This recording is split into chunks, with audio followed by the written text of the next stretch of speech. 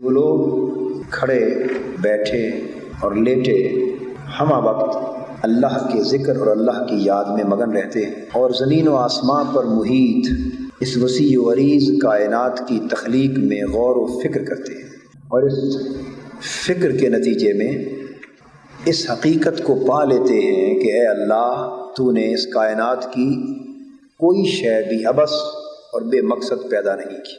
یہ مطالعہ آفاق، جس کو قرآن مجید یوں بھی واضح کرتا ہے، سنریہم آیاتنا فی الآفاق وفی انفسہم حتی یتبین لہم انہ الحق۔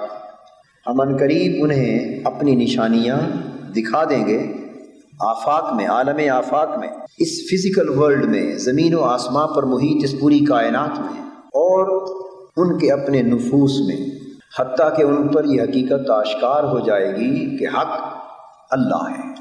اب قرآن مجید نے کئی مقامات پر مطالعہ آفاق کی، بلکہ میں یوں کہوں گا کہ آفاق کے سائنسی مطالعہ کی دعوت دی۔ ارشاد باری تعالیٰ ہے، الم تروا کیف خلق اللہ سبع سماوات طباقا۔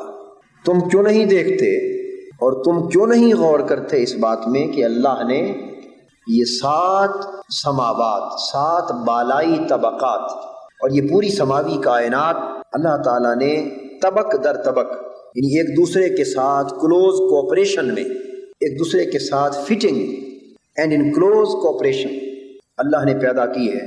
اس تخلیق میں اور اس تخلیق کے نظام میں تم غور و فکر کیوں نہیں کرتے؟ دوسرے مقام پر باری تعالیٰ نے پھر اس کائنات ارضی و سماوی کی تخلیق کا ذکر کرتے ہوئے فرمایا، بنینا فوقکم سبعا شدادا، ہم نے تمہارے اوپر 7 مضبوط محافظ بنائے، سبعا شدادا، 7 یا several strong heavens، 7 مضبوط محافظ بنائے ہیں جو تمہارے اوپر۔ تم ان کی تخلیق، ان کے وجود اور ان کے نظام میں کیوں نہیں غور و فکر کرتے؟ قرآن عالم آفاق کے سائنسی مطالعہ کی دعوت دیتا ہے۔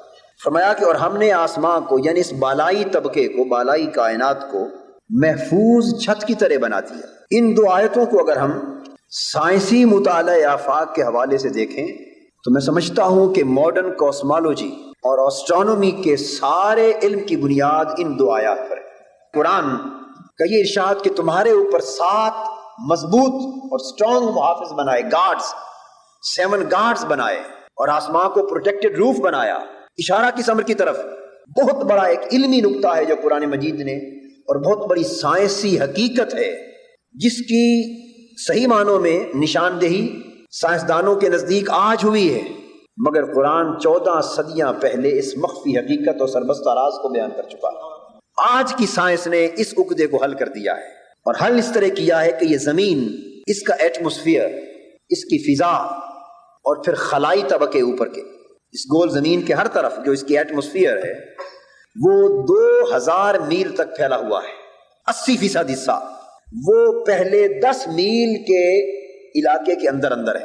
اس کے بعد، اور یہ علاقہ region of clouds and whether کہلاتا ہے۔ سائنس بتاتی ہے یہ جو سورج سے جو کچھ زمین کی طرف منتقل ہو رہا ہے، یہ سن ریز، یہ ہم کہتے ہیں جس کو ہائی انرجی سولر ریڈیشن، یہ 2 چیزوں پر مشتمل ہے، ایکس ریز پر اور الٹرا وائیولٹ ریز پر۔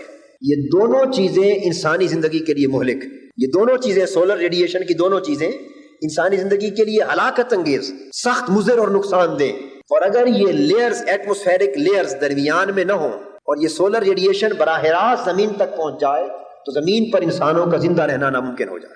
اور پھر سورج سے اوپر، جو نظام شمسی سے اوپر کاسمک ریز آ رہی ہیں، وہ کاسمک ریز بھی انسانی زندگی کے لیے نقصان دہ ہیں۔